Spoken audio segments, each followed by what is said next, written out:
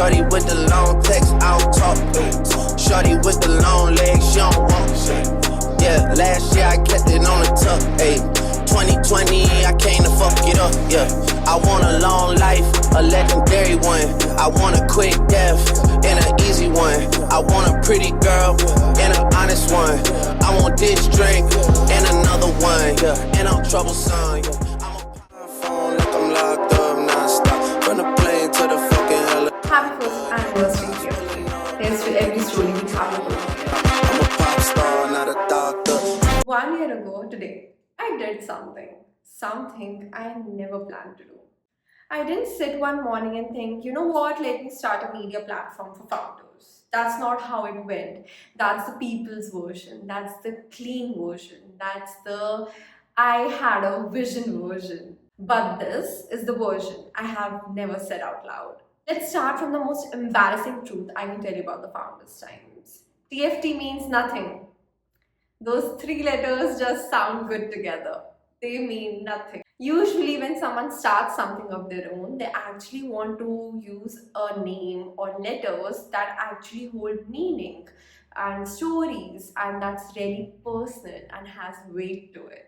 Sometimes some people actually name their brand or company after their grandmother, their hometown, and sometimes their own name itself.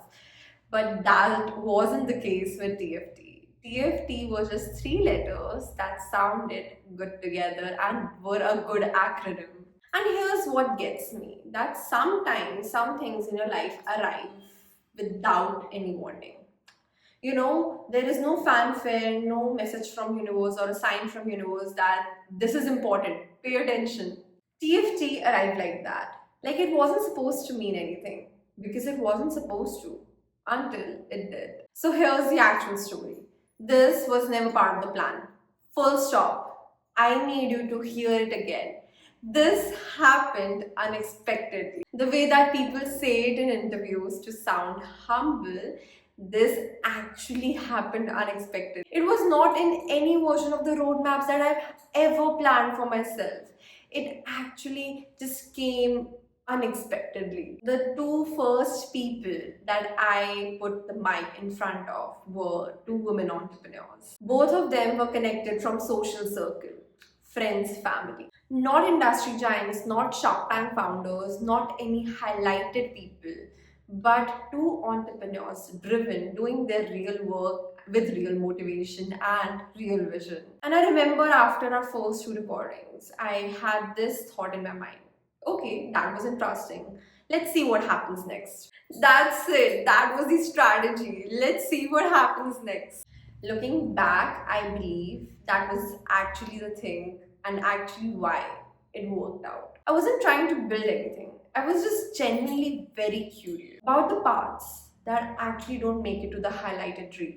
There was this one specific moment that made me feel like I should keep doing this. High school. They were our first Shark Tank brand, and I remember the energy shift in that moment. Because suddenly, here was somebody who has stood in that room, someone who had pitched, been judged, and has been in front of the entire country on Indian television. And they were sitting with us, with TFT. That did something to me. Not ego, not look how far we have come, but more like that this platform can hold real weight, real stories, real credibility. And then it opened something, because after Hive came Zenma Coffee, then Good Mug, then Capture a Trip. Shark Tank brand after Shark Tank brand saying yes to us, choosing us. Each one felt like a small proof of concept. Like the universe was adding a stamp of approval for something I didn't even ask for. Let me take a minute here because I don't want the anniversary to pass away like this without saying out loud the names of these founders. Because every name on this list is a founder who trusted us with their journeys, and a trust that I won't take lightly. So first we have Utsav Collection with Utsavi Mehta. Oh my god, I loved that conversation. I still remember both of us being nervous, how it will go, and I remember she was the sweetest and the kindest person I've ever interacted with. And again, she trusted me without having any portfolio. So kudos to her. She's doing great, by the way. I've seen her collection. She's evolving. She's adding new things to her collection. So Utsavi Mehta was our first guest on the Founders Times. Next, we have Arunima Duggal. She is the founder of So Love, which was previously called Handcrafted by Arunima and was rebranded as So Love. And as I mentioned previously, that the first two founders were my friends' family, so they were part of the social circle.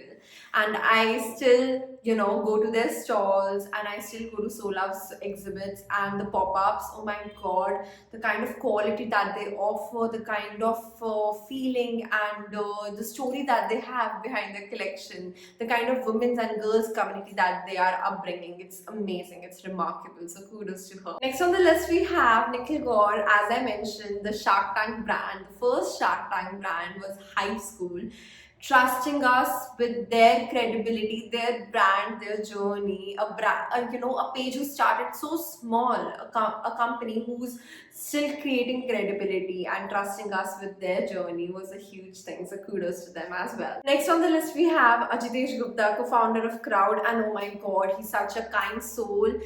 He is more than just his brand, and I was able to highlight what I actually started TFT for. The person behind the brand, his journey, his challenges, and everything that he has become whilst he's building his own business. And he's the sweetest soul that I've ever come across. So kudos to him as well. Next on the list is Zenma Coffee. That was Sheena Khurana. And she's again a Shark Tank brand, and oh my god, she is so sweet. She is a mother and she has been doing great. She was a live example that if your family supports you, you can actually succeed in your own venture that you want to start. And she was part of our Found Her segment. Next on the list we have Somna Maheshwari. So Somna Maheshwari was part of our industry segments, and I realized that we require a segment called industry. Why? Because there are a lot of people out there who chose not to start something of their own but have great knowledge that can actually help people who are planning to start something of their own. So that's why if you want to start something of their own, we have our own industry segment that you can go check out on our page. And I guess the insights and the experiences and the knowledge can actually help you out whilst you're starting something. Next we have Dr. Akansha Jain. She was also on our page and she was part of the Found Her segment. Oh my god, she's amazing. The kind of work EFOS is doing is remarkable. And when you are able to actually highlight people who do not have a very credible brand value out there but are building something of their own, and this was the moment I could actually feel that I can help somebody out and help get their voice out there. Because we need to create a platform that has good brand value and does have good audience to it, so that such pages or such companies that do not have access to such audience can actually grow. So kudos to EFOS, they're doing great. And anybody who does not have a lot of privileges or does not have a lot of access to opportunities, they can reach out to EFOS. They're doing great and they can help you out build your own career. And next we have another Shark Tank brand, that was Good Monk. And I remember the couple, oh my god, they were the sweetest couple. And we remember that we shot in Gurugram, and it was, I still don't remember the space that we shot in, but it was very far away from the metro station. And I remember I was coordinating with their PA, and she told me, okay, we have reached, and everybody was, very much anxious, like, where are they? So at that time, these things actually fumble me a lot, or any founder, that, on the moment, on the shoot date, on the production date, nothing should go wrong. But when you get such people, such founders who actually support your craft and actually help you out in that everything is chill, everything is fine, we are comfortable, so let's start with the shoot. And they also bought their own product of Good Monk. Oh my god, my dad used it and it was amazing. So kudos to Good Monk. And next on the list is our home run for 2025, and honestly more than 2025, for our first year, it was Javi Shergill, highlighting the BJP as national spokesperson. Again, another person trusting us with his knowledge, his brand value, his visibility on our page was a huge thing for us. So thank you so much. And I hope a lot of people could take good anecdotes from that podcast. Next on the list, we have Harshvardhan Chauhan, who is the founder of Tribe. And oh my god, the product is amazing. He is such a kind soul. He was such nicely, he was such into the conversation as we were speaking, and it was very easy for me to, hold that conversation, because usually it gets really difficult when you have founders who are not very much open to speak, and sometimes people are not very comfortable itself. So he was very easy to talk to, and it was really fun to shoot with him. So kudos to him, he's doing great. The kombucha brand is amazing. Next on the list is another Shark Tank brand, is Capture a Trip. Oh my god, Anurag Singhal was such a sweet person. He was so cooperative. We had some problem with our production and technical glitches, and he was the kindest. He actually waited for us and he said, okay, you resolve your thing. And he was sitting there. He was comfortable in the conversation and had great insights on his brand and the kind of market research he had, because he has been working in the industry for a very long time, and then he chose to start something of his own. And it was amazing that how he was able to express his about his brand, and most importantly how he expressed his experience at Shark Tank. He was one of those people that will require a lot of unfolding. He had a lot of layers to himself, and speaking on Shark Tank, coming on a national television, required him to bring down all those walls, and he did remarkable for that. So kudos to him. He did amazing. Next on our list is Paris Kocher. Oh my god, he was part of the industry segment, and that man has such great insights on how you should actually work, how a brand actually works. And if you're starting from zero, this podcast is for you.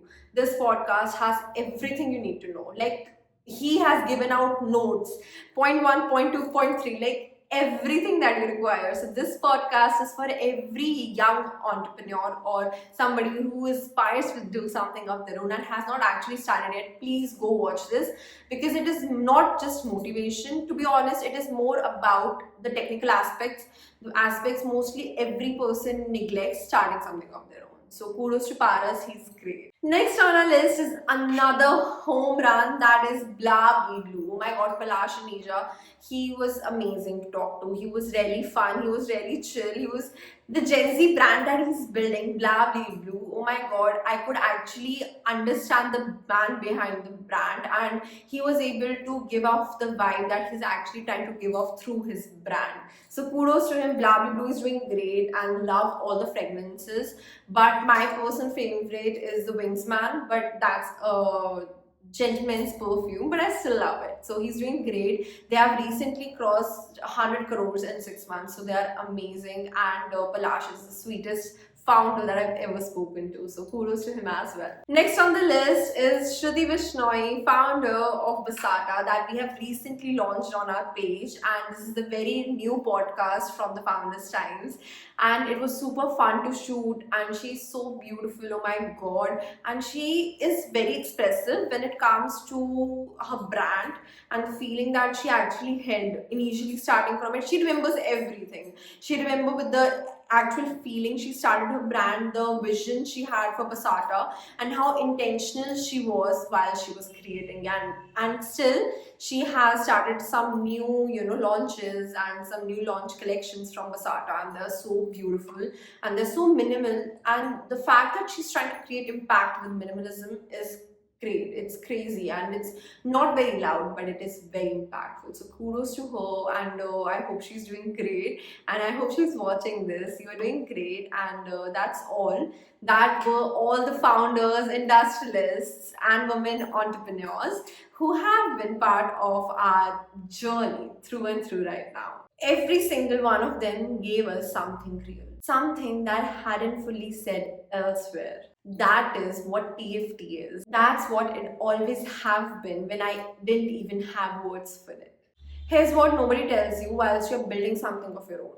It is exhausting in a way that doesn't have a name. It's not the physical tired, it's not even the mental tired. It's the kind of tired that comes from caring very deeply. Oh my god.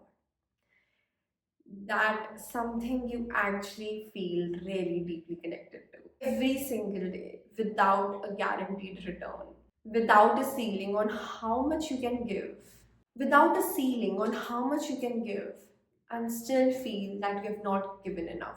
There were days this year where I questioned everything, whether it mattered, whether anyone was watching, whether the efforts were proportional to the output. A founder who heard an episode and felt less. A young entrepreneur who would just come up and call, that your conversations have changed how I have been seeing my journey. And that's the reward. And the thing is, it doesn't come on schedule. It comes when you least expect it, but when you need it the most. Entrepreneurship is a specific kind of madness. You choose the hard part voluntarily, repeatedly, with full knowledge, and it will cost you. And then you keep going. I have watched the founders on this platform do that. And somewhere along the way, I've realized that I'm doing that too. I said it in the beginning, it was never part of the plan. What I have come to realize is that the plan was never mine to make. TFT happened because I showed up. Not because I was strategic, not because I had a 5-year long roadmap, but because I said yes to the very first conversation. And then to the next one, and the next one.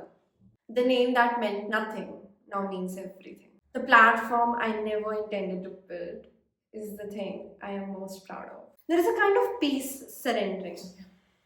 There is a kind of peace surrendering to that. In accepting that the best things in your life might not arrive the way that you have imagined. They might arrive as 3 random letters that you just typed on a laptop one random afternoon without even thinking.